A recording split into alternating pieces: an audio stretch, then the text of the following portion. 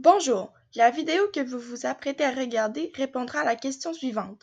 Comment de nouvelles langues ont pu prendre leur place en Italie et contribuer au développement de l'italien? D'abord, à la fin du 5e siècle, l'Empire romain d'Occident se trouvait morcelé en une dizaine de royaumes germaniques et se va recevoir plusieurs invasions qui réussiront à construire petit à petit l'Italie que l'on connaît aujourd'hui. Premièrement, ce sont les Ostrogoths qui se sont installés en Italie. Étant donné que leur royaume fut de courte durée, les Ostrogoths n'ont pas fortement influencé la langue italienne et n'ont donc pas nécessairement légué beaucoup de vocabulaire à l'italien.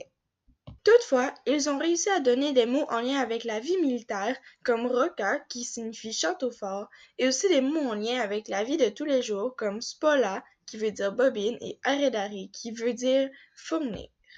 Deuxièmement, ce sont les Lombards qui ont envahi le territoire au VIe siècle. Après avoir combattu les Byzantins, dont leur territoire de l'Empire romain d'Orient s'étalait jusqu'au territoire de l'actuelle Italie, les Lombards n'ont pas réussi à conquérir la totalité de la péninsule italienne, mais ils ont réussi à s'installer à divers endroits allant du nord au sud du territoire. L'Italie était donc à ce moment divisée sous deux influences linguistiques, soit l'influence de l'Italie byzantine et celle de l'Italie lombarde. Comme les Lombards étaient peu nombreux, ils vivaient loin des villes, ce qui favorisa la conservation de leur langue germanique, le lombard, et empêcha les Italo-romains de les assimiler. Cependant, après un siècle de cohabitation, les langues du territoire finirent par se mélanger puisque les Lombards se convertirent au christianisme.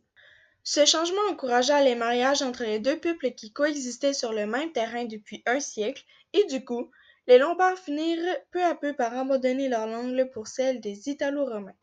La langue lombarde devint morte, mais laissa tout de même un vocabulaire en lien avec la guerre et la vie quotidienne, incluant donc des mots comme guardia, qui signifie garde, guerra, qui veut dire guerre, et scaffale, qui veut dire planche. Ils ont aussi laissé plusieurs mots désignant des lieux et quelques noms propres.